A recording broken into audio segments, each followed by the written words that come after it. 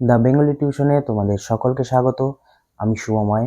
আজ তোমরা যারা সিবিএসসিতে পড়ছো, তোমাদের কিছু প্রশ্নোত্তর নিয়ে আজ তোমাদের সামনে আলোচনা করব। বলতে পারো মডেল কোশ্চেন। মানে আমি মোটামুটি ধরো 5-6টা মডেল কোশ্চেন সেট তোমাদের সামনে উপস্থাপন করব। এটার দ্বারা তোমরা অনেকেই উপকৃত হবে আশা করি। তোমরা যারা এবার সিবিএসসিতে ক্লাস 10-এ যারা বোর্ডস দিচ্ছ, একটু সামান্যভাবে দেখে নেবে। দেখলে পরেই তোমরা অনেক উপকার পাবে। তো এর মধ্যে থাকছে প্রশ্ন উত্তর, পোস্টমাস্টার, কাবুলিওয়ালা, দান প্রতিদান, 4টে গদ্য, 4টে পদ্য, এছাড়াও কিছু কিছু গ্রামার পার্ট নিয়েও আমি আলোচনা করেছি। শুধুমাত্র একটি নয়, পরপর অনেকগুলি আমার প্লেলিস্টে ঢুকে তোমরা খুঁজে পাবে। অনেকগুলি মডেল কোশ্চেন তোমাদের সামনে এখন আমি তুলে ধরবো। চলো তাহলে বেশি কথা না বলে শুরু করি। স্নেহের কাঙাল বেচারা জীবনে কিন্তু ভালোবাসার সুযোগ পাচ্ছে না কোথাও, সব উজাড় করে দিয়েছে বোধহয় ঘড়িটির উপর। বক্তা কে? বনফুল রচিত আলোবাবু গল্পে উপরিউক্ত কথাটির বক্তা অবিনাশবাবু। অনেকদিন আগে অবিনাশবাবু আলোবাবু সম্পর্কে কথাটি লেখককে বলেছিলেন। কার সম্পর্কে কথাটি বলা হয়েছে? উত্তর দেখো। আলোচ্য উক্তিটি করা হয়েছে আলোবাবু সম্পর্কে। আলোবাবু অত্যন্ত স্নেহপ্রবণ ও সেবাপরায়ণ। মানুষ, পশু, পাখি সবার সেবাতেই নিয়োজিত প্রাণ। স্নেহের কাঙ্গাল সে। কিন্তু কেউ তার সেই স্নেহ ভালোবাসার উত্তর দেয়নি বা স্নেহ ভালোবাসার প্রত্যুত্তর দেয়নি। স্বার্থপর সমাজের মানুষ তার সহজ সরলতার সুযোগ নিয়েছে। স্বার্থে সামান্য আঘাত লাগলেই আশ্রয়হীন করতে দ্বিধা করেননি। তাই আলোবাবুর সমস্ত স্নেহ ঝরে পড়েছিল তার একমাত্র সম্বল ঘড়িটিতে। বক্তার বক্তব্য কি?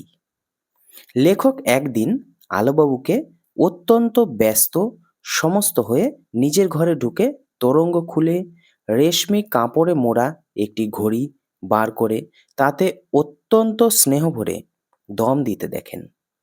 পুরু কাপড়ে ঢাকা ঘড়িটিকে অতি সযত্নে তিনি রাখেন। তারপর চোখ বুজে ধীরে ধীরে দম দিতে থাকেন। তাকে দেখে মনে হলো যেন পূজা করছেন। জীবনে কোথাও স্নেহ, প্রীতি, ভালোবাসা না পেয়ে সমস্ত ভালোবাসা ঘড়িটির ওপর উজাড় করে দিয়েছেন। তপনের মনে হলো আজ সবচেয়ে দুঃখের দিন। কার লেখা? কোন গল্পের অংশ?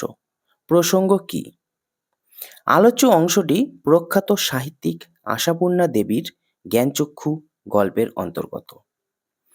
ছোট মেসোমশাইয়ের ঐকান্তিক চেষ্টায় তপনের লেখা ছোট গল্প প্রথম দিন সন্ধ্যাতারা পত্রিকায় প্রকাশিত হয়। এতে তার তো আনন্দ হবারই কথা, কিন্তু ছোট মেসোর সংশোধনের ফলে গল্পের সব কিছুই পাল্টে গিয়েছিল। তার নিজের গল্পটাকে সে নিজেই চিনতে পারছিল না। এই প্রসঙ্গেই বলা হয়েছে। সে দিনটিকে তার সবচেয়ে দুঃখের দিন মনে করার কারণ কি? তপনের ছোট গল্প প্রথম দিন সন্ধ্যাতারা পত্রিকায় প্রকাশিত হয়, কিন্তু তা এমনভাবে সংশোধিত হয়ে প্রকাশিত পায় যে তপন তার নিজের লেখা গল্পকে চিনতে পারে না। তার লেখা গল্পের সঙ্গে সন্ধ্যাতারা পত্রিকায় ছাপা গল্পের কোনো মিল নেই। লজ্জায়, অপমানে মর্মাহত হয়ে তপন ভেঙে পড়ে। তার কাঁচা হাতের লেখা যদি প্রকাশিত হতো তবে তার আনন্দ হতো, কিন্তু অপরের হাতে সংশোধিত হয়ে যা প্রকাশিত হয়েছে তাতে আনন্দের বদলে তার দুঃখই হয়েছে সমাধিক। পথ হারিয়ে যায় যেদিকে, সেদিকে পথ আছেই। কোন কবিতার অন্তর্গত? পথ হারিয়ে যায় সেদিকে বলতে কি বোঝো? উত্তর দেখো। আলোচ্য অংশটি কবি শক্তি চট্টোপাধ্যায়ের তিন পাহাড়ের কোলে কবিতার অন্তর্গত। তিন পাহাড়ের কোলে বনভূমিতে চলার পথের চিহ্নমাত্র নেই, তাই চলার পথ নিজেদেরই করে নিতে হয়। পথ হারাবার সম্ভাবনা সবসময়ই থেকে যায়। সেদিকেই পথ আছে বলতে কি বোঝানো হয়েছে? উত্তর: পথ হারালেও আবার পথের সন্ধান করে নিতেই হয়, কারণ সেখানে নির্দিষ্ট কোনো পথরেখা নেই যা ধরে মানুষ চলাফেরা করবে।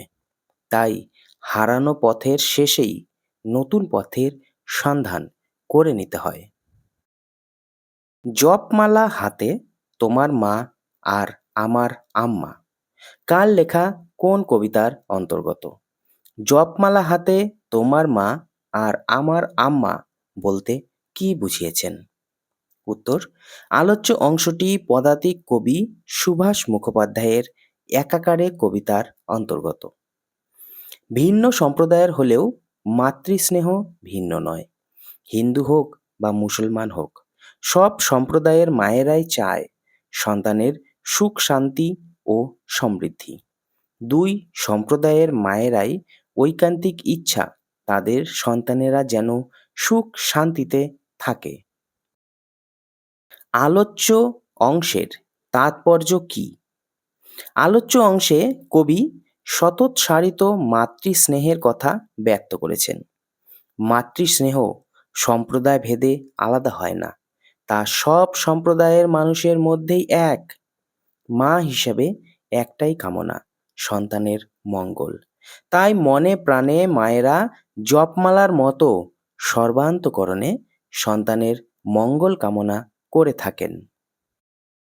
আর দুনিয়া জুড়ে শান্তির জন্য একাকারে প্রার্থনা করছেন। কার লেখা কোন কবিতার অন্তর্গত? একাশনে শান্তির জন্য বলতে কি বুঝিয়েছেন? উত্তর: আলোচ্য অংশটি পদাতিক কবি সুভাষ মুখোপাধ্যায়ের একাকারে কবিতার অন্তর্গত। বর্তমানে অস্থির পৃথিবীতে শান্তির বড় অভাব। দুনিয়া জুড়ে চলছে মারণযজ্ঞ। সেই মারণযজ্ঞে অসংখ্য মানুষ মারা যাচ্ছে। মানুষের শান্তি সুখ হচ্ছে বিঘ্নিত। তাই দুনিয়া জুড়ে সাবেদের ঐকান্তিক প্রার্থনা, মা তাদের সন্তানের সুখ শান্তি যেন বিঘ্নিত না হয়। এখানে মায়েদের হবে। তাই দুনিয়া জুড়ে মায়েদের ঐকান্তিক প্রার্থনা, তাদের সন্তানের সুখ শান্তি যেন বিঘ্নিত না হয়। একাশনে একাকারে প্রার্থনা করছেন বলতে কি বোঝানো হয়েছে? মাতৃস্নেহ অকুল অপার। মাতৃস্নেহের কোনো ধর্ম নেই, নেই কোনো পার্থক্য। তাই হিন্দু হোক বা মুসলমান হোক, যাই হোক না কেন, মাতৃস্নেহের ব্যাপারে কোনো হেরফের নেই। সব মায়েরাই একাশনে বসে প্রার্থনা করছেন। জগদীশবাবুর বাড়িতে হরিদা কি সাজে যান? সন্ধ্যার সময় আদুর গায়ে একটি সাদা উত্তরীয় ও সাদা ছোট থান পরে জগদীশবাবুর বাড়িতে যান একেবারে বিরাগী বেশে। জগদীশবাবুর দুই বিস্মিত চোখ অপলক হয়ে যায় কেন? সিঁড়ির দিকে তাকিয়ে দেখতে পান আদুর গায়ে সাদা উত্তরীয় নিয়ে একজন বিরাগী, পরনে শাল, ছোট্ট থান। এই দেখে জগদীশবাবু আর চোখের পলক ফেলতে পারলেন না। আলোবাবুর একটি বিশেষ গুণের কথা লেখক কিভাবে জানতে পারেন? একদিন সন্ধ্যাবেলা লেখক আলোবাবুকে সোলার হ্যাড বাজিয়ে গুনগুন করে গান গাইতে দেখতে পান। আলোবাবু যে গান গাইতে পারেন তা লেখক জানতেন না। তপন ছাদে উঠে গিয়ে কি করে? তপন ছাদে উঠে ছাপানো গল্পে নিজের লেখা খুঁজে না পেয়ে চোখের জল ধরে রাখতে পারে না। জামার তলা দিয়ে সে চোখের জল মোছে। এমন সময় ঘটল সেই ঘটনা। কোন সময় কোন ঘটনা ঘটার কথা বলা হয়েছে? সন্ধ্যাতারা পত্রিকায় তপনের নামে প্রকাশিত ছোট গল্প প্রথম দিন নিয়ে ছোট মাসি ও ছোট মেশোর তপনদের বাড়িতে আসার কথা বলা হয়েছে এখানে। তোমার পানি আর আমার জল জীবনের জন্য একসঙ্গে একাকারে ভরে নিই। কার লেখা কোন কবিতার অন্তর্গত? তোমার পানি আর আমার জল বলতে কি বোঝো? আলোচ্য অংশটি পদাতিক কবি সুভাষ মুখোপাধ্যায়ের একাকারে কবিতার অন্তর্গত। বাংলাদেশে দুটি সম্প্রদায়, হিন্দু মুসলমান, পাশাপাশি অবস্থান করে। একই বৃন্তে দুটি কুসুমের মতো। কবির মতে হিন্দুরা জল আর মুসলিমরা পানি বললেও বস্তুত তা একই জিনিস, যা জীবনের জন্য একান্ত প্রয়োজন। কারণ জলের অপর নাম জীবন। জল ছাড়া মানুষ বেঁচে থাকতে পারে না। জীবনের জন্য একসঙ্গে একাকারে ভরে নিই। বক্তব্য কি?